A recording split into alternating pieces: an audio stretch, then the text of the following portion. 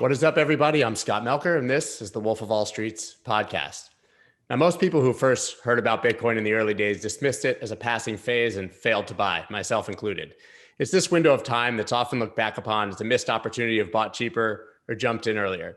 Today's guest is one of the rare few who discovered Bitcoin back in 2012 and skipped the common dismissal phase entirely, buying his first Bitcoin immediately for about $10. It hurts even to talk about it. Anthony was quick to recognize the potential of this emerging sector and went on to co-found Ethereum, something only 8 people can say that they did. It's my intention in this episode to better understand one of the most important genesis stories of crypto and how the landscape looks today from the perspective of a true crypto OG. Anthony Di Iorio, thanks so much for coming on, man. Oh, thanks for having me, Scott. I appreciate putting me on, and it looks like you got some good background, and now know what we're going to talk about, so it's going to be fun. Well, we don't like to give anyone too much of a heads up, so it's spontaneous. I don't like to have heads up. I like things to be spontaneous and have nice conversations and whatever. I never know whatever where you want to ask me. myself. You're welcome to ask me. Awesome, thank you. Well, before we get into the questions, once again, you're listening to the Wolf of Wall Street's podcast, where twice a week I talk to your favorite personalities from the worlds of Bitcoin, finance, trading, art, music, sports, and politics. This podcast is powered by Blockworks, the fastest growing media company in the digital asset space. You can check them out at blockworks.co for access to the highest quality information in the space. And if you like the podcast and you follow me on Twitter, check out my newsletter and website. You can do all of that at thewolfofallstreets.io. So now to get on into what's important, if my research is correct, as I said before, you discovered Bitcoin back in 2012 and ended up co-founding Ethereum a year later in 2013. To me, this is the two most important genesis stories, obviously, in the history of crypto. So I just want to dive right in and hear how it happened, how you discovered Bitcoin, and then how you took that leap to actually building Ethereum. Okay, and I'm going to keep this as brief as I can, but still give you the pertinent details. Technology person since I was 8. I was born in 75, so the dawn of the personal computing age was kind of when I really first got in. My dad brought home a computer when I was 8 years old, and I was kind of hooked on computers since then. That translated into the BBS days and the modems and communications before the internet. So I was heavy into that. And then when the internet came along, it was like, this was the holy grail for me of now being able to communicate and be able to have that information democratized around the world. And I just saw the potential of it. But I was a little too young to really utilize that time when things were heating up. And when I was going through university at the time, and I went into business rather than computers. My dad was an entrepreneur, problem solver, inventor. So technology, business, went to work for the family business afterwards. I learned a lot more there about entrepreneurship. Had started a few companies before that. So always wanted to be an entrepreneur and go in that direction. In 2008, 2009, we had the housing crisis in the US and the banking crisis, and it was sparked to learn about what money is. My brother had suggested I learn about money and the history of money, and I started digging in deep to that and started trying to understand what had happened during those crises in the US, and hey, was this going to happen in Canada as well? And started learning about booms and bust cycles and what were causing them, and learned about the Austrian School of Economics, which was the path I kind of decided made more sense for me.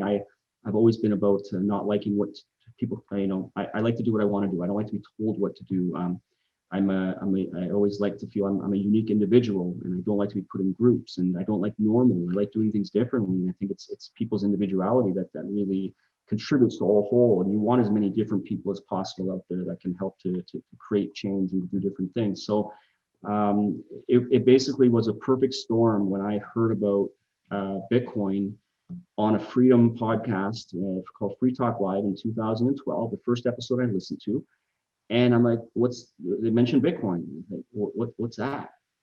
Because studying economics for the last couple of years and thinking, okay, here's where we are, but what do we do about it? And how do I position myself to be able to navigate this world that seems to be set in a very certain type of economic theory? And when I heard about Bitcoin and heard about and thought about I could be my own bank, and I knew about decentralized technologies because for my background with learning about Napster and that whole thing that happened with music file sharing. It just culminated in a first day, I get it, I grasp it. Went on local Bitcoin, I found about local Bitcoin, went and bought my first Bitcoin that day. And I never looked back. And I started thinking about, after weeks of not sleeping and researching, I decided to look for a community. There wasn't any around in Toronto. I started the Toronto Bitcoin Meetup group. Vitalik Buterin was one of the first few people that came to that first meetup. Peter Todd was another recognizable person in the space. And I just started becoming a center of gravity in Toronto and building out the community, and events got bigger and bigger, and then doing conferences, and at the same time thinking, how do I position myself in this thing to create real value, and what can I do? And I connected with a developer out of New Jersey. Within a week, we had popped out a company, a gambling site for Bitcoin, exited that a few months later for all Bitcoin. Bitcoin proceeded to take off, and I had a few $1 million after the first like few months. And we had both said, me and my partner, we don't want to be in the gambling space. We're just going to do this. Let's make some capital, and then let's do some greater things. So we started building wallets, recognizing that the wallet is the interface for this technology. It's the equivalent to the browser of the internet. You need it to navigate the space. You need it to manage and move value. You need it for the masses to understand what's going on and do this. So we started building wallets. And along the way that year in 2013, Vitalik was helping us out with the wallet company, and got to know Charles Hoskinson. We were both doing kind of advocacy work for different organizations for Bitcoin and traveling the world. And I was building up my network in Canada and globally. Vitalik shows me the white paper at the end of 2013. I'd gotten to know him really well and had a lot of respect and trust for him. And he was a reliable person and super bright and intelligent. And I showed the paper to Charles, introduced Charles to Vitalik. And that's how it kind of started, along with the co-founder of Bitcoin Magazine with Vitalik, Mihai Alizé, and Amir Chetrit. We got this off the ground and started doing it, and kind of the rest is history. I mean, it's an unbelievable story. I have to ask now, especially in context of what's happened in 2020, 2021, and seeing, I mean, obviously the global economic meltdown, but the boom specifically in crypto and the use case of Ethereum. Did you ever think that it would reach this point? I mean, when you guys founded it and started it, did you view it as more of an experiment, or did you really see this level of adoption as somewhat inevitable? It would be truthful to say that we in our head over some time thought this could be really big. I always used to say, Bitcoin to the moon, who knows where Ethereum could go? Are we going to Mars? Are we going elsewhere? But that's in your head until you start, but things as they grow and the community comes along and developers start pulling this together, and you start thinking, wow, we could actually do this. We could actually achieve this. And that's what we did, and not just that we, thousands of people have done this thing. Thousands of people have contributed to this. And that's what's so great about these types of technologies and open systems, that you get the crowdsourcing of people coming together and the knowledge to build out something that's not behind closed doors, and with so many built-in amazing mechanisms for consensus and governance and all these different things that really form an amazing project. So in the back of your head, you're thinking, what can this get to? And I'm just amazed and proud and thankful, grateful for what this has turned into, and what I've learned from it, and the people I've met, and the contributions I was able to make. And it's just helped me along the way to grow and learn and take these experiences and hopefully do even bigger and better things down the road. So it's been phenomenal. It's been such a great ride. Yeah, I mean, it sounds like it. I'm curious now, seeing obviously the success, but then obviously there's a ton of competitors, right? I mean, there's plenty of protocols and projects that are trying to compete, but Ethereum still seems to be where everybody's building. You kind of touched on the fact that you had very dedicated developers, and I think that speaks obviously to what you guys built. But there's clearly scalability issues with gas, and they're going to largely be addressed in 2.0. But do you think that Ethereum will be able to eventually scale to meet this demand and still be efficient?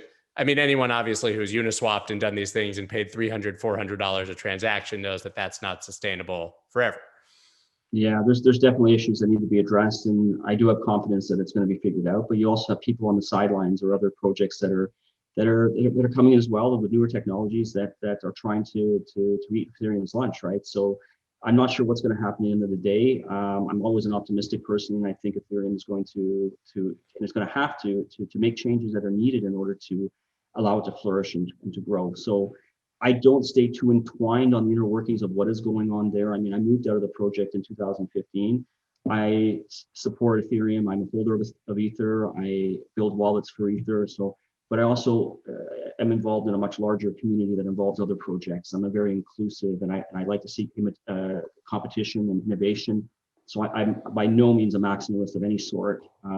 I have a portfolio of many different projects, and so it's hard for me to keep up to date on all the inner workings of things. But yeah, my understanding, there's something brewing right now with the decisions made, the recent changes, and it's interesting to see what's going to come out of this, and how the miners are going to react, and if there's going to be the rebellion and potentially a hard fork that might come out of this. But that's crypto, and that's what makes it exciting. It's all going towards learnings and new knowledge and innovation, and it's just an exciting thing to be in. Survival of the fittest, right? Exactly. So it must be actually kind of interesting to be able to kind of watch from the sidelines after you built it, to see your baby grow, and not be so intimately involved with the day-to-day decisions. Yeah, I mean, it's something I had early involvement in, and something that has a very special place in my heart. Even saying like my baby grow, it's a collaborative effort of thousands and thousands of people that did this. So I had a small piece of it. I mean, I funded it, and I put some people together and did it, and I had early decision making on quite a few things. But what's been done since I've been gone has just been exponential, and of course, just got to give it up to all those people that have rallied around it and that are supporting it. So yeah. So I was born in 76. You said you were born in 75. And I had a sort of, listening to your background was very sort of similar experience. I think we got our first computer when I was 6 or 7. My dad was an inventor. Commodore 64, of course. Okay. Mine was IBM PC Junior. Yeah, we were like, doing print shop and all the really basic sort of stuff. RBI Baseball, I think, was the first like sports game I was playing on there. It was awesome. And my dad also was an inventor, although of medical devices. So it was just a lot of what you said sort of echoed as very familiar to my own childhood. But it really was an incredible time with regard to technology and computers to grow up, I think. But I didn't take that route. What made you sort of realize that, computing and programming was sort of your light bulb thing? That was what you wanted to focus on. Was it as a result of gaming, or was it a result of, people always have their different story of why they really, were drawn to it? That's a good question. I don't think I've ever been asked that. I was, I remember games like Montezuma's Revenge on the PC Junior, and a few other ones like that, at Seamus, and Leisure Suit Larry, which came. Oh my God! Like and then Police Quest and all those. Yeah, Leisure Suit Larry. King's Quest. Oh yeah, like those things. So yeah, gaming was a big part of it, but it wasn't just about gaming. I went to camps for robotics and computers, and I don't know. It just, maybe it's problem solving. I was building computers as well. I was a developer, but that wasn't really where I saw myself fitting myself. And I always felt that I would run teams of developers and creators. I think that I put pieces together, I think, and I can, it's really the problem solving. My dad is a problem solver. The questioning of why with everything drives him nuts. And why is it like that? And it could be a better way to do things. And it eats away at you until you figure this stuff out. And I take that around with me, everything that I do and everything I see in it. And it's like, why was I greeted like that at the restaurant? Is there a better way? How would I do it? How would I create this formula to make a restaurant better? Would I have singing chefs come out and greet you? Would I have visibility of TV screens on the entrance showing the chef cooking the food to draw people in? These are things that I thought about, and it's about problem solving. It's about putting a formula together that can take a problem, because I love to solve problems, and come up with a solution. And along the way, this is exactly what I've done. I created a general problem solving formula I call Perfect Formula. And it's the idea that putting together principles, tools, and processes that I've put through over the years, how can I utilize what I believe I have, which is problem solving capabilities, to be the most service to the world and service to life. And I do it because it makes me happy. And I do it via Perfect Formula, this model, this general problem solving formula that I've developed for micro and macro problems that I use in everything that I do.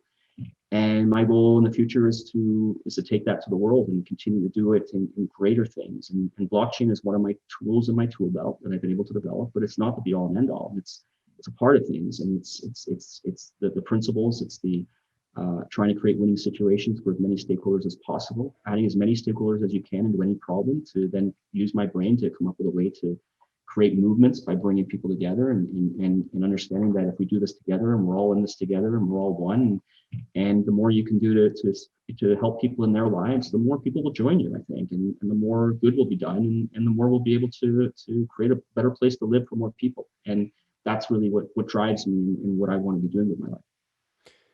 That's awesome. Well, first, I got in trouble for playing Leisure Suit Larry when I was a kid at my friend's house. We were not supposed to be playing, and his mom walked in and found us playing.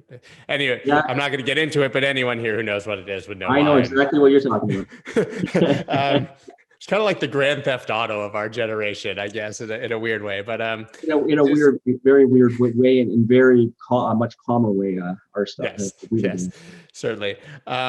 So you said obviously that you're a problem solver, and that's sort of how you approach, what you want to focus on moving forward, and what you've done in the past. I'm curious what you see as the biggest problems that we need solving right now. Not necessarily crypto specific, just in general. I think that a lot of the things you probably saw in 2012 that you already identified as problematic have come to the forefront for most people in the last year. Money and obviously the reason you want to become your own bank. What are the biggest problems we need to solve now?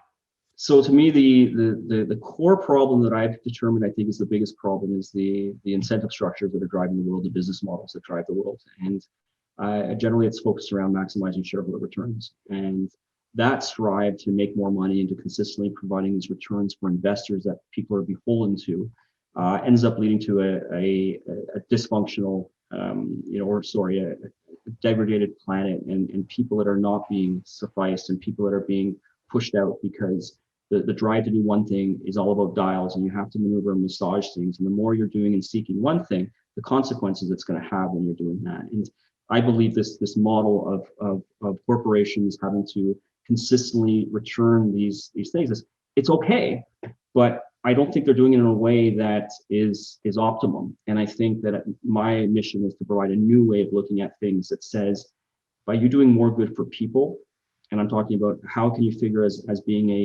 a brand or a person that can realize by me helping more and more people, I'm going to get more and more people on my side. And I'm going to get what I want by doing more good for people. So it's not that it's a striving for wealth of different things, of money, of knowledge, all things is bad.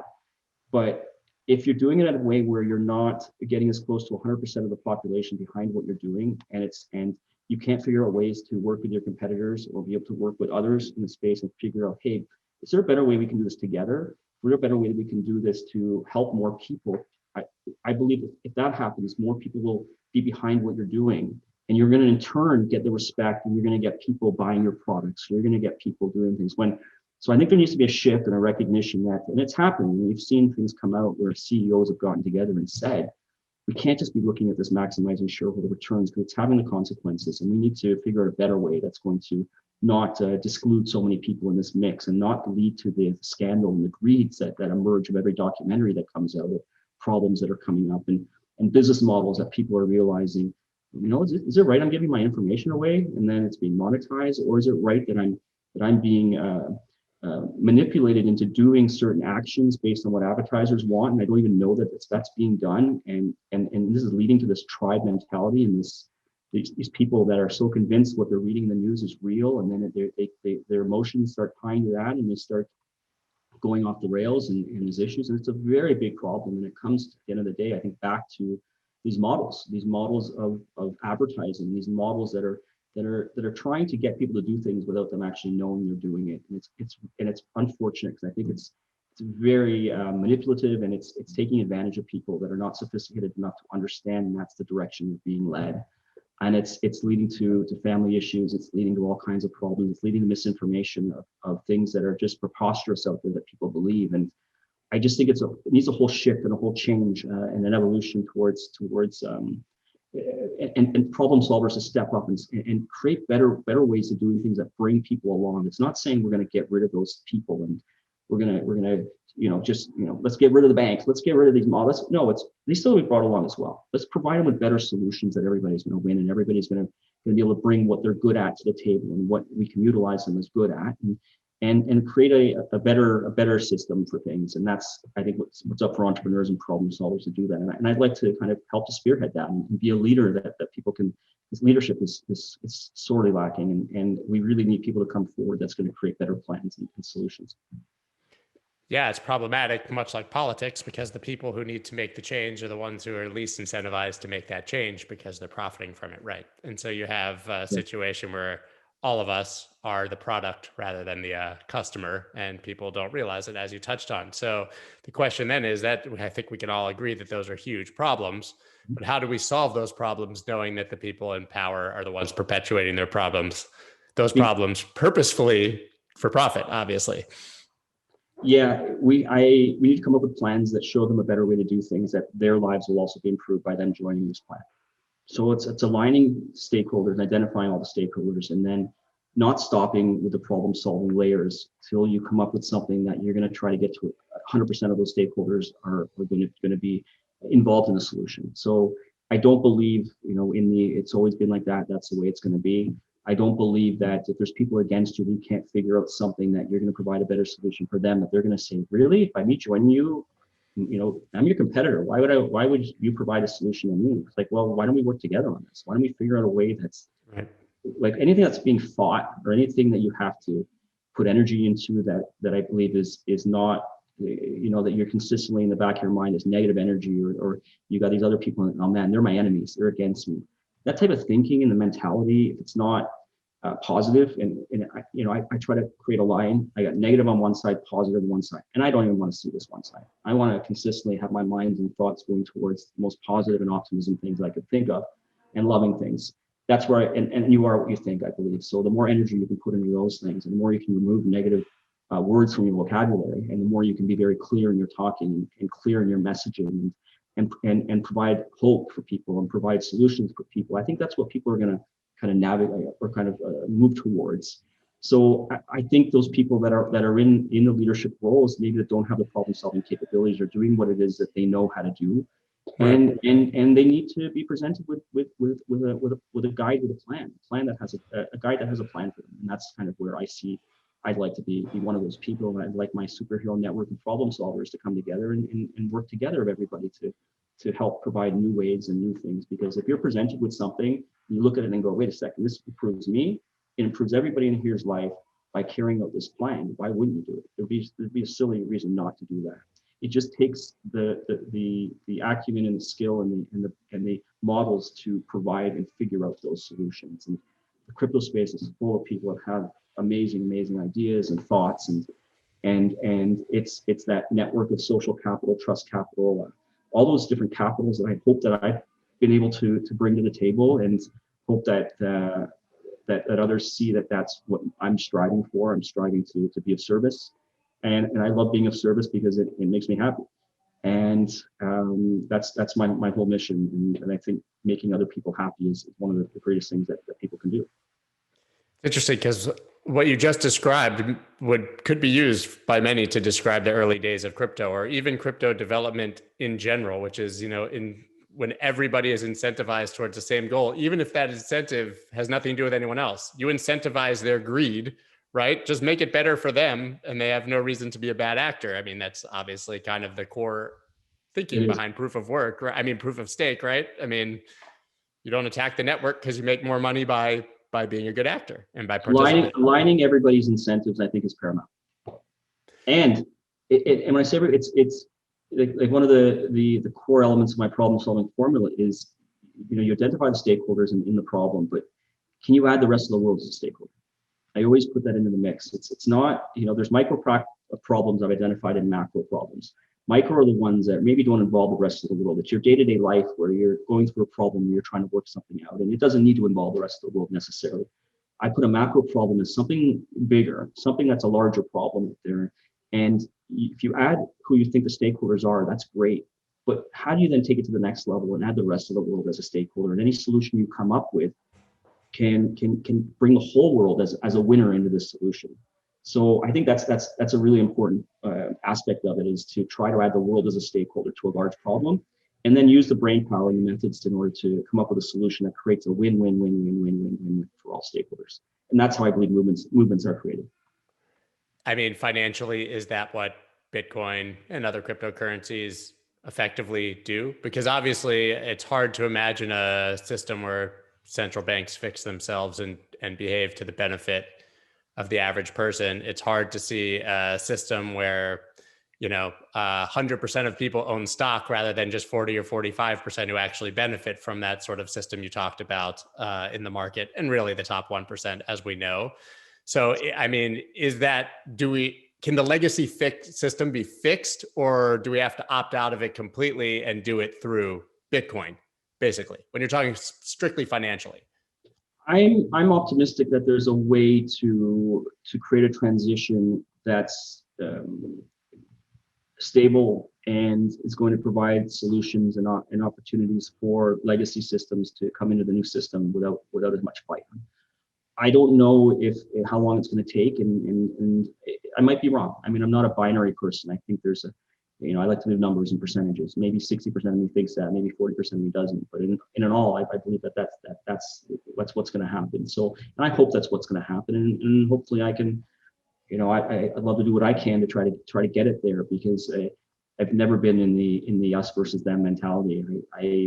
While doing my stuff with Decentral, with my company, and doing my stuff in 2015, 2016, I was the chief digital officer of the Toronto Stock Exchange. So I consulted with banks, and it's all about, hey guys, what are your problems here? What are you facing? And is there a way for us to utilize what you're good at and maybe take what we're good at and figure out what people's problems are and put that all together and come up with solutions that everybody's going to be a win with. So I'm optimistic with that approach, that it's not the let's just get rid of those people and let's just disregard them, because that turns into enemies and it turns into people really fighting. And you want people on your side. I think it's just a better way to do things. You want a team working together towards a common goal, but people need to be brought and shown the light of a better way to do that. And that's where the problem solving and the new ways of thinking come in. It's official. The digital art market is going mainstream. It's been exploding this past year with over 10 million in sales in December alone, and it's just getting started. There's no better time than now to diversify your holdings with art investments, which have long been seen as an asset class that's consistently outperformed the S&P 500. Maker's Place is the go-to premium marketplace for purchasing rare digital artworks from the world's top creators, like comic art legend Jose Delbo, Trevor Jones, digital wizard Pac, artists collected by MoMA, Guggenheim, and many others. They have new artwork drops twice a week where collectors have the opportunity to add a coveted piece of rare digital art to their portfolio. Artworks from these drops have a history of selling out within seconds of release and have been reselling several months later for upwards of 10x. Collectors can subscribe for exclusive drop notifications on makersplace.com/thewolf. You don't want to miss out on this action. Trust me. Guys, unless you've been living under a rock, you know that one of the most exciting use cases of crypto now is to earn yield and also to take low interest loans, especially since you earn next to nothing in your crappy legacy bank account. Nexo is leading the charge in this arena with 360-degree crypto banking services. One thing that I'm really excited about that's new is that they have the Nexo Exchange. It's a real game changer with more than 75 crypto and fiat pairs to swap between instantly without leaving the Nexo Wallet app and with prices fixed at order submission. Their smart routing system gives a best price guarantee by connecting you to multiple exchanges. Now, if you're looking to park your crypto and earn yield, you can make up to 12% annual interest for doing absolutely nothing. If you're looking for a loan, they have them for as little as 5.9% APR, and you don't have to sell your crypto, which we all know is a taxable event. Their credit lines are also dynamic, meaning that as the value of your crypto goes up, so does your available credit. This is so cool and innovative, and I've never seen something like that before. So please check them out at nexo.io/exchange and put your crypto to work for you. What's up, guys? I want to let you know that this March, it's time to bring on the boosts with BitCasino and the St. Patrick's Day Casino Boost promo. Each day, there'll be a casino boost crashing onto the site for a host of different slots. These boosts can run to 33% and last up to 11 minutes at a time. The thing is, these slots have a mind of their own. You never know when or where they'll hit, and they'll only be revealing the goods on the day of the boost. So check out the site every day to catch only the biggest boosts. Use the promo link bitcasino.io/Scott for a special incentive. Celebrate St. Patrick's Day and go green with BitCasino, the original Bitcoin-led online gaming destination that continues to set the standard for fun, fast, and fair gameplay. Deposit, wager, and withdraw in Bitcoin, Ethereum, Litecoin, Tron, and more, all in real time, all the time with Bit Casino. Right, now moving along. There's obvious challenges for your average person with crypto as well. I mean, you love to talk about that you could just opt out of the system and buy Bitcoin, but obviously we know that it's not that easy to use day to day. And also, most people are not up to the responsibility of being their own bank. That was very attractive to you, obviously, when you started. You touched on that in 2012. But do you think your average person is ready to secure their own assets? Yeah, it's about a choice of philosophy for people, and I say that there's definitely reasons to keep stuff on an exchange. Sometimes, if you think it makes sense, there's definitely reasons to be in control of it if you want. And there's things in between. There's times to use hardware wallets. There's not. But what is growing is the utility and the experiences and the user experience to create systems that people can still feel confident that they're in control, but they have backup mechanisms in place as well. And that's what it's going to take. It's going to take a way to say that a user feels comfortable being in control because they know there's a lot of fail-safe mechanisms in place that have been created and people have innovated in that. And there's been so much of it happens over the year, but we're still very early on. And I've been building these tools, and I build these interfaces, and I build the experiences, and it's always been to build for my dad or for my mom to use. So it's how can I build stuff for the average person to do? That's always been my company's mandate, building wallets and building interfaces that connect to these technologies.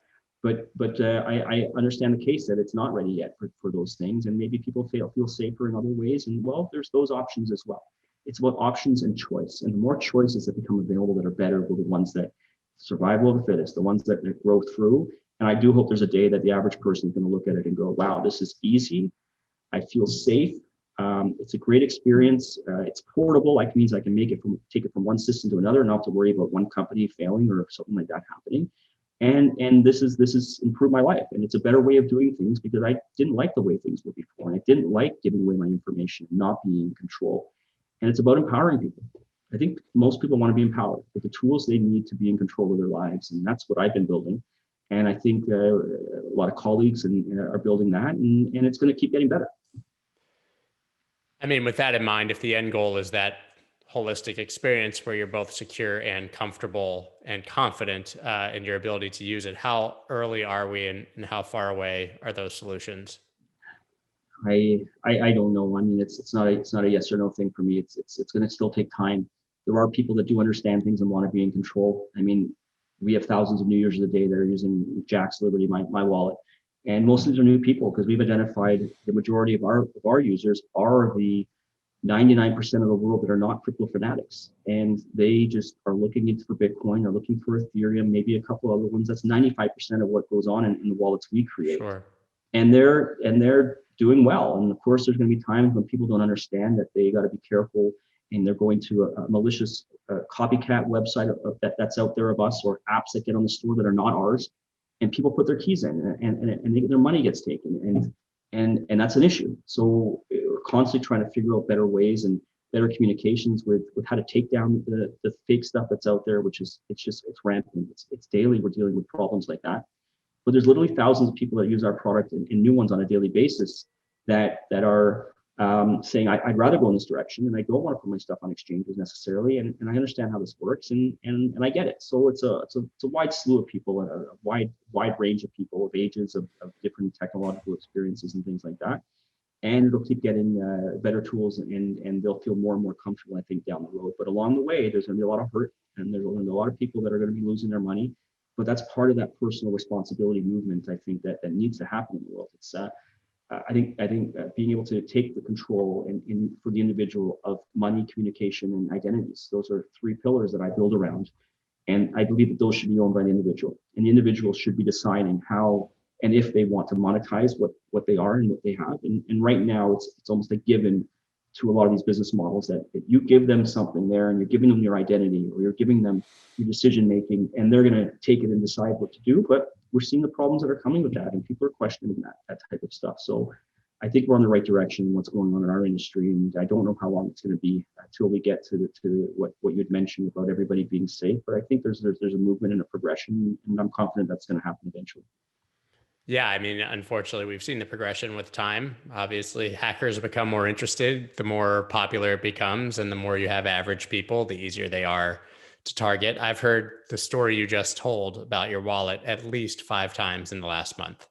You know, somebody makes a copycat website, they tell you you're going to get an airdrop, you enter your private keys for them to give you the airdrop, and all of a sudden your account is liquidated. I mean, education. It's got to be the education, and that's something that's always on the back of my mind too. Is how do we educate as many people as possible, the ins and outs that you need to know about this space, and so that people don't get harmed, because it does really, you know, sometimes you feel, you know, are you doing good? Are you are you leading to situations where people are getting harmed, and would it make more sense to not be doing what I'm doing? Because a guy messaged you yesterday that by using our wallet, he then downloaded a copycat site and he lost all his money, and you feel for this, and you're like, what can I do better to make the experiences better and to make the information better? And it's a challenge, but it's something that I'm, you know, committed to keep doing for our users, and just for the industry as a whole, and working with other colleagues that have other wallets, and working together on better best practices and other things that can be done, and as a community working together to create better things for more people to help them out. So. I mean, it must be sickening to get those calls, you know, and I get them. I get messages all the time, and I can't help, you know, I can offer some advice. It's those you get, and you get the requests for in the dire situations people are in, asking for money and things, and then it's heartbreaking so what can you do about it? You just keep figuring out what, for me, it's the duty I feel I have to do bigger things that are going to help more and more people, and that's where my mind is at.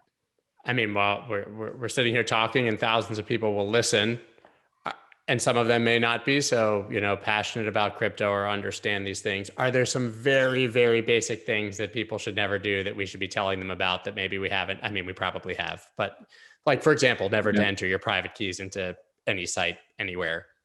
Yeah, and that works until you have to restore your wallet onto a wallet company's thing, and you thought you're in the right site, but you're not. So in order to restore your wallet, you've got to put your private keys in, but you're on the wrong site, and that site is just there to take your private keys. So ensuring that you're on the right location. So always check the addresses, double check and verify. Make sure you have the right site. Don't necessarily look at advertisements. There's a lot of fake and malicious advertisements out there on Google where it'll be the first thing you see, but that's to a scam site. Such a problem with Uniswap in the early days. Yeah. It's happened with us. It's happened with Ledger. It's happened with all kinds of wallets out there where, and because we don't advertise, right? Like I don't spend a dime on advertising for our stuff. It's all been organic to this point. We're getting into growth mode finally now to really start working on user acquisition now. But it's been 8 years of building infrastructure for us. So when we don't advertise and someone advertises using our name and they're at the top there and people are clicking that, it's like, gee, what do I do to stop that? It's like, Google, how is this being allowed to be on there? So I am hoping those guys take a little more notice in the app stores about how they can control what's going on there and take a little more initiative to do that, because things are running rampant and it's leading to a lot of people getting hurt, and it's really unfortunate. So what should people be doing? Spend as much time researching and understanding the technology. If you're not as sophisticated enough, perhaps align yourself with somebody or a group that you feel comfortable with and confident in. It's all about knowledge. It's all about understanding the way things work. Maybe start dabbling in a little bit first, really get a grasp of it and understanding of things. But education and finding trusted sources is difficult. It's hard to even go on the web and start. Like, where's the starting point to learn about this? You could ask 10 people and they'll say 10 different things, but is there, you know, how do we get those trusted resources out there that you can believe? And there's so much noise out there, and so many, you know, everybody and their uncle's coming up with a new project in NFT now, and that happened with the ICO craze. So there's just so much noise out there that a lot of people could just say, I'm too frustrated to even get into this. So how do we create that change that people will want to get involved in something that I think it's really important they understand and know, because it's going to impact their lives very much. It's going to impact their children's lives. It's going to impact their sectors and businesses that they're in. So it's, I believe, really important to stay ahead of the curve and know where things are going. It's going to start piece by piece, but to just be stagnant and just to throw your hands up, I think, is not the best option. But then it's also up to the creators and the builders to provide and the educators to provide those sources and things that people can feel they have their hand being held for the whole thing. So at the end of the day, it comes down to personal responsibility and educating yourself in a world where people often fail to take personal responsibility and educate themselves. It really is a tough challenge. I'd agree to that. I'm a big believer in personal responsibility.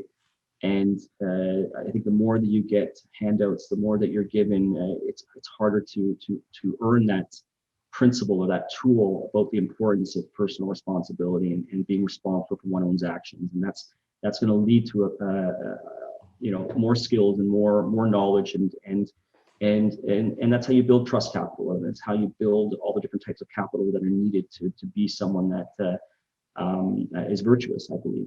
So personal responsibility is a major message, and I think I hope that there's a shift that happens towards that. And sometimes I question the direction a lot of things are going, but I am optimistic that we can do things that'll help get people to understand there's a better way to do that, and that personal responsibility is something that might be challenging, but at the end of the day, it has its rewards. You just talked about not believing in handouts and believing obviously in personal responsibility, as the United States government is actively dropping $1.9 trillion. It's not that I don't believe in handouts. I'd say that there's got to be a balance on that, and there's certain legitimate cases I believe that where handouts might be needed for things, but when that becomes the expected, this is the way that we're going to handle things. And why do I have to do anything because I'm just going to get a handout? It really creates a society, I think, that it would go on a decline. And I think that shift has to be created more of the leadership that brings the idea and a plan of personal responsibility. And here's a plan of action that we're going to lift society up, and it's going to require a lot of work. And we're going to need people that want to work and want to contribute. And if that doesn't happen, there's consequences to that not happening. There's other countries out there that are doing things differently, and maybe what can be learned from those other countries that are leading to a flourishing and a thriving, which is what I would think every country would want to be leading towards. So I hope that's the direction that the countries that are maybe not looking as good now can take and embrace new ways of doing things and be more mindful and more open to change. Yeah, that makes sense. So you're obviously somewhat bullish on the crypto space still, since you're actively building and you have Jack's Wallet, and obviously you've been innovating in the space forever. What do you view as the biggest potential threats to the success of this experiment? I think the common things that most people would be talking about are regulatory risk. We're going to be technical limitations and how long it's going to take to fix some issues and things. We're in this typical boom and bust cycle that's going to continue to happen when there's money to be made and people thinking that there's easy opportunities to come and try to make a quick buck with things. So the amount of noise that's out there in projects will eventually lead to resets and will lead to a delayed time for actual meaningful technologies to make their way and figure out how they're going to be brought in. So I think that's what's happening in the NFT space right now. I think NFTs were sexy to me maybe 3, 4, 5 years ago with the thought of what could be done with that. And I've always felt physical and digital needs to come together more, not just necessarily digital. I think there's a difference between a Bitcoin and an NFT digital art piece. A Bitcoin you have and you own, and you only have one of that. I can take a print of an NFT and I can put it on my wall here. Doesn't mean I own it, but I have a print of it. So it has to figure out where the value comes in from these systems. So that's why I like the idea of physical and digital together. And not just that, but also experiential. Those three things, I think, coming together can provide a new layer to NFT that we haven't seen too much of yet. So right now, it's a lot of the early stages of the traditional booms and bust cycles of happens with anything. So it's in the everybody's just in a fury right now with this and trying to figure out how they can utilize this to make some money. And over time, it's going to progress, and innovation is going to happen, and the real value, and it's going to find its place. It's going to come out of it. So I think the cycles are definitely going to ups and downs, and I don't know how long things are going to take, and what are the benchmarks for this to be considered a success. And I'm not exactly sure what that particularly is right now. I would say regulatory is probably a big thing. The countries that are not embracing and trying to think different about regulations and how do we solve the problems that we have, or I don't like to say we, how are problems solved in a way that are thinking differently, because you can't use the same tools to solve the same problems that have always been the same way. So there needs to be an advancement in the way that regulations are looked at, and the countries that figure that out are going to be the ones that thrive, that create new jobs, that create and export their talent, their skills, and all the different things that you want to have as a country. And for me, that's what I want to do here in Canada. I'm from Toronto here, born and raised in Canada. I'm British Italian as my background. But I think Canada has a lot of stuff to offer here. We're very multicultural. We have these certain things that I don't think a lot of other countries have, in terms of such a great, vast wealth of culture and people that are also humble, and also I think that gives us some edge on certain things. And it's those countries that recognize how can they do better for themselves, and then how can they do better for other countries. How can they take what's been learned here and export that knowledge in a way that's saying, we don't want to hold it here. We want to put it out there for others to take, and others to use, and others, because at the end of the day, if we're all being and coming forward in this global system that we're in here, it's going to be better for everybody. So I'm hoping that's what a lot of the countries are striving towards. And the ones that are more restrictive, the ones that are trying to really hold things together and restrain within borders and restrain things and try to protect, to me, that's fighting. And fighting is not the best way to do things. And the more free and open and the more you can work with others, the more ideas are going to flourish and grow. So regulatory is something that's a question mark. Different countries are going to thrive and succeed, and others are going to learn from it, hopefully, because if they don't, they're going to struggle. So it's a fine balance of things, of what's the problem and why are they regulating? What are they really concerned about here? Let's think about that problem. And then, is there a better way to do it that's also going to encourage technology flourishing, growth, and new ideas and innovation? And that's where problem solving and entrepreneurs need to step up and come together to provide those solutions, I believe, to government. Yeah, it's interesting, because it sounds, once again, like you're describing how Ethereum was built, right? I mean, you had a core group, and then you opened the doors and everybody built on it, and it sort of improved. If countries behave that way, it would be incredible, but we largely don't see them do that. Maybe it's interesting. You get more and more crypto people that are going to be getting involved in the roles. Politics. You've got people like Brock Pierce trying to take active roles in service, and a few other of my colleagues that are getting positions and things. And maybe it's those ideas that are going to create the change needed. And I look forward to that happening. Right. I mean, I think regulation is inevitable. We can all agree on that. So the threat ends up being just sort of blind or dumb regulation, so to speak, right? It's regulation from people that have no core understanding of what they're regulating. Yeah, exactly. Yeah. Which is funny, because I think we all know that I'm in the United States, but I think we all know that our senators and congressmen don't read or write the 2,500 page bills that they pass as law. What's that thing about in your lifetime, you wouldn't be able to read all the things that you're expected to know, and ignorance of the law is not an excuse. So how does that equate? I mean, like, how does that even work? So yeah, there's just a lot of written stuff out there, and a lot of laws and a lot of rules out there, and maybe there's a better way. It's interesting what you were saying about NFTs. We've seen these sort of, I guess, bubbles, as you would describe it, throughout the crypto history. Certainly ICOs in 2017, as you touched on. Some could argue that the last summer for DeFi was somewhat that way, where with the food coins and rug pulls and yield farming and all of that. Now, obviously, we're seeing this sort of crazy growth in NFTs. But it's interesting, you said I could hang a JPEG of it on your wall. How is that different than some, every single girl in my college dorm having a picture of the Starry Night on their wall? But we obviously know that that's not the original Van Gogh that's hanging there. It's bragging rights. That's for sure.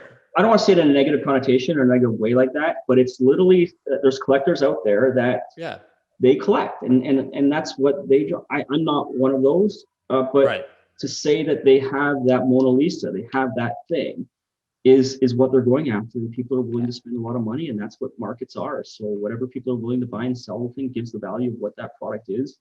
And that's what we're seeing right now. And we're seeing history being made, is what it is. And people want to be a piece of part of history.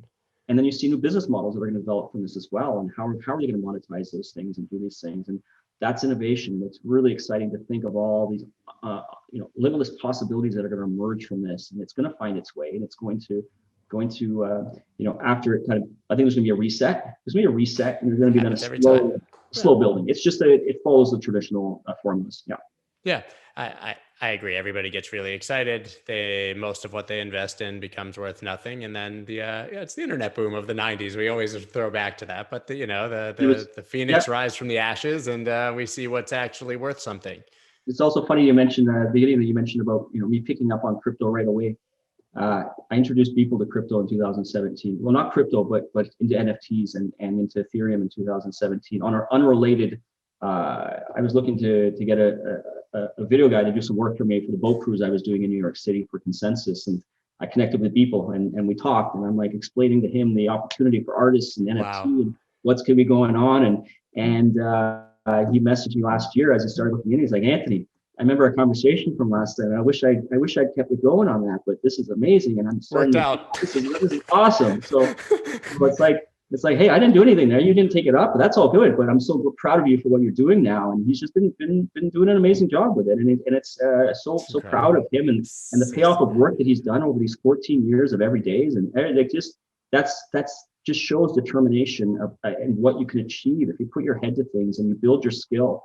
And it can pay off, and I'm hoping that's what artists are going to grab from this is a new avenue for them to empower to monetize digital, and that's what that's why this is so exciting. Is that you have musicians and you have artists and you have all these different things that are recognizing now with digital you can create something that you can give ownership to somebody else, and that can go, and people's minds are getting blown, and that's why it's going big. So it's not that it's a bad thing, or it's not that this is not amazing technology. It is, but it's gonna have to find its way, and there's gonna be along the way. It's gonna people are gonna lose a lot of money. People are gonna do well. Some aren't, but that's just the cycles and the way that things are. And then it'll finally find its way, and it's gonna improve everybody's lives. It's gonna find its niche, and it's gonna be great. And people go, wow, this is amazing. That's what the internet did. That's what computers did. That's what modems did. Everything is like that, and it's exciting to see these new things come out and to be living while this stuff is happening and seeing it emerge. Yeah, People is actually the podcast before you in the scheduling. An incredible conversation with him, and just such a smart and interesting person. And it's a lesson that the cream rises to the top. Yeah. I think. Right. I mean, his art's not going anywhere. Hard work and building your skills and your tools are gonna get you ahead. And who knows if he ever thought this would have the payback that he's had now, but he's been successful for a very long time. Yes. Been super successful. He's a great following and hardworking. And these are all, I think, great things that people can look up to and strive towards. And when you get stories like that, it's got to inspire the youth and inspire the little guys to say, wow, he did this, and this is what hard work is, and that's the direction that I want to go in. And that's, I got to give it to him and others that do that for providing the leadership and role models to do that. Right. And obviously for anyone who's like sort of more deeply involved in the space, they realize that maybe art is not the end all be all for NFT technology anyways. Right. I mean, it's the more boring things, the brass tacks, the ownership of my car or my mortgage and those kind of things that can be tokenized, with non-fungible tokens that probably are the bigger future, I would imagine. And that's why, what's going on now is not the most exciting thing for me, is because I've been involved in those projects like VeChain, and I was an early funder for that. So this was all about how can you take a chip and embed it into a Louis Vuitton handbag and then be able to prove that is not a counterfeit. And that's been around for a while. And how can you embed things into auto parts to ensure that these are legitimate things? And how do you put a chip in a wine bottle to prove that wine is authentic from the manufacturer? So that's the exciting things to me. And then it's even, but that's been exciting, or that's been around for years for me as well. So it's how do you take that even to the next level and do things is what's interesting and exciting. And I never really personally got into it, just for a matter of time, but it's always been something I felt was, there's a lot of amazing new ways to prove ownership and to prove chain of custody and to prove authenticity that this is just kind of starting out with, and the world's kind of becoming more and more aware of it right now. Yeah. So what are you working on next with Jack's Wallet, and in any other projects that you're working on? But what are the problems you're solving immediately at this moment with those projects? So there's three actually things that I'm doing. I got Jack's Liberty, which is the culmination of 8 years of infrastructure building. We identified what were all the things needed for the internet that are needed for crypto. So You have the new decentralized world emerging and what's going to be needed for that. And you have a browser for the internet, you have a wallet for crypto. You have cloud services for the internet, you have your blockchain as a service, services for crypto. You have your partnership network, app stores, things like that. You have the same thing for crypto. So I've been building for 8 years all of those tools. So the browser is the wallet, that's the interface, the infrastructure that we've been building to connect to these networks. And that's not an easy feat, to create scalable, interoperable backend systems to connect to Ethereum. So every time there's a new block, we've got to show our users all around the world that your wallet just changed based on that new block. And it's not just for Ethereum, it's for all these other coins that we support. And how does that all talk together? So we've been building the AWS of crypto to be able to have others build on our stuff. And right now, Jax is the client for our infrastructure. But eventually, my goal is to bring that to the enterprise level and be able to have developers and others build on our infrastructure, because it works, it's fantastic, it's scalable, it's been 8 years of research and trial and error, and it's not something you can pick up in a year. So we've really created something of value that's been a lot of hard work and a lot of making mistakes and a lot of figuring out, why do I need to reset this every single day and have to have a team working on this? And it's like, our stuff just works now. It's scalable. We don't have they just literally just been functioning for a year and we don't have to touch it. And that's just an amazing feat, because I don't know of any other system out there that's really like that. So bringing the enterprise stuff to developers so that they have the tools to build on top of is kind of the next level goal for Jax. And now we're just started this year with scaling and user acquisition. It hasn't even started yet, actually. It's starting imminently, where we're for the first time ever looking for users. And it's when you do 2,000 to 7,000 users a day already organically, we don't even know where they come from because we don't spend a dime to bring them in. Well, what can we do when we actually start doing that? And that's what I'm really excited to figure out. I've never scaled and grown a company, and this is an exciting time for me to do that and maximize what I've done over the last 8 years of building. And then the goal is to have the capital from that to shift to be the person that's going to change the incentive structure. So I'm looking to exit, and I'm looking to shift towards the idea of being a leader that moves towards creating compounding impact. And that's the new model of doing things, and you'll get what you want by doing that. So I have a project that I'm going to be rolling out after I'm done with what I'm doing, but my focus is on Jax and Decentral right now. But at the end of the day, I need to have that capital to do the larger thing, and I don't take investor money, so I always have to figure out ways that I'm funding the things that I want to do, because me taking investor money turns me down in the cycle of getting maximizing shareholder returns, which means I can't move the speed I want, the pace I want. So that's always been a principle of mine, is whenever possible, try to do situations where you can be in control and you can fund things, and you're taking that responsibility on yourself without having to promise something to someone that's taking a lot of your energy and time to do. So that's another lesson that I hope to get across to a lot of people, is whenever you can, is to try to do things in a way that you're not becoming beholden to others and responsible to others. And that's why I don't have a crypto project now or a coin. I just don't want that responsibility. I just don't want that, and that's why I don't take investor money, and I would rather use my own money to do the projects that I want, because then win or lose it, at least it was mine and it's not someone else's, and that helps me to lead a more simpler life. It's not, there's a lot of other things, but it helps me to maintain that balance, because I can't imagine what I'd have to do if I had investors or people on my back to provide them these returns, and then I'm not going to get to where I want to go when I want to get there, because that's what my mind is on, and that's not a best serving of my time, I don't think. Yeah, entrepreneurship sometimes dies when investors get involved, because even though you're an entrepreneur, you are working for someone, right? I mean, at the end of the day, you're working for them. And as you said, if you have a coin, you're somewhat working for the people who hold that coin, or at least you answer to them. That's right. And, we did it with Ethereum. It was a kind of a different ballgame back then. I didn't have the money I put all my money into funding Ethereum off the bat before the crowd sale. So that was the best I could do at that time. And it was such an opportunity, even to have, 5 partners when we started, and then 8 partners. That was a challenge and chore to make decisions and everything. And I learned from the past that I don't want partners, really. It just, I'd rather, you need the coach, you need the person. And I want to make fast decisions. And if you can work with people and bring tools from people, that's how I'd rather do things. Not to say I would never have partners in the future.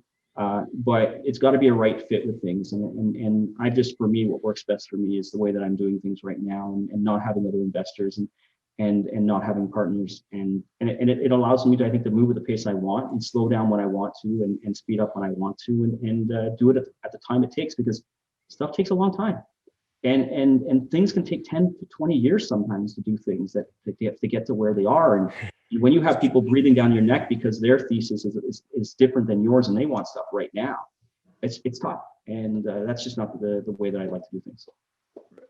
It comes down again to, personal responsibility. Once again, you're one of the few people who's willing to take the responsibility for your decisions and wants to be responsible for your actions. It's interesting though, you said that things can take 10, 20 years. They can be very slow.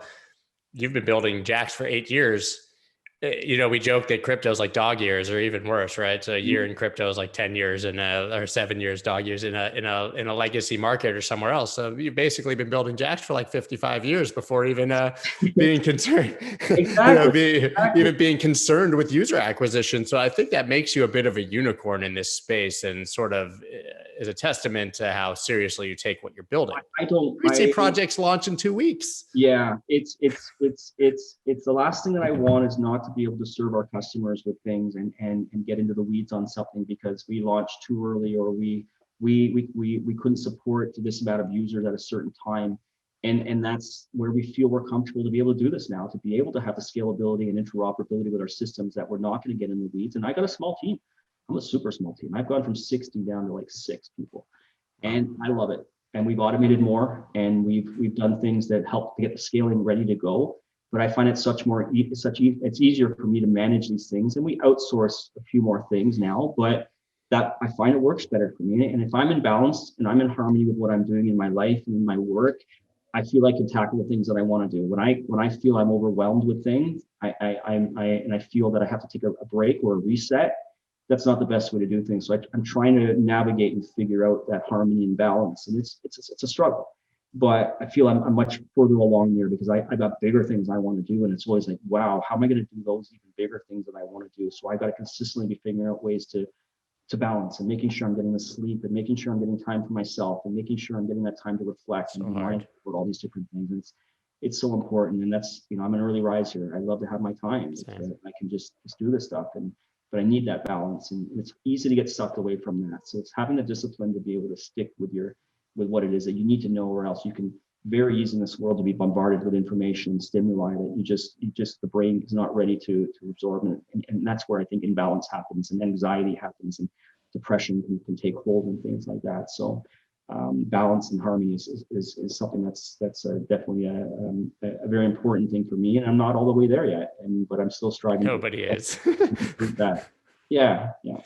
I struggle. That's one of my biggest struggles as well. I have 2 young kids and a wife, and I don't want to be staring at a Bitcoin chart every second of every day. It is a challenge, but balance really is the key to everything. And I think that's a great sort of parting idea, because I know we're up against it here with time. So where can everybody follow you and keep up with what you guys are doing? And now that you are thinking about user acquisition, where can everybody sign up? So our website is for Jax is jax.io. For me, it's my Twitter. I don't do much on social media. Twitter is the best way to connect with me, though. I'm going to start being a little more active, and now with the growth and scaling, I am doing more things out there. But it is a fine balance there as well for me, and seeing different things. But Twitter is probably the best way to connect with me and see what's going on there. And that's probably best. Well, thank you, man, so much. I'm really looking forward to seeing, now that you've left it sort of open-ended, like you have this huge plan after Jax that you're going to use the money for. I want to know what it is. So we're going to have to catch up down the road when the time comes and do this again. I'd love to. That's the thing that's really driving me forward is the changing the incentive structures, and I got the plan to do it. So I'm really excited to get that off and get that going. And thank you for having me and for what you're doing, and the knowledge and the bringing people together to keep people informed. This is what's important. These types of things to bring people. So thank you. Thank you. Let me know if I can help. Thanks a lot.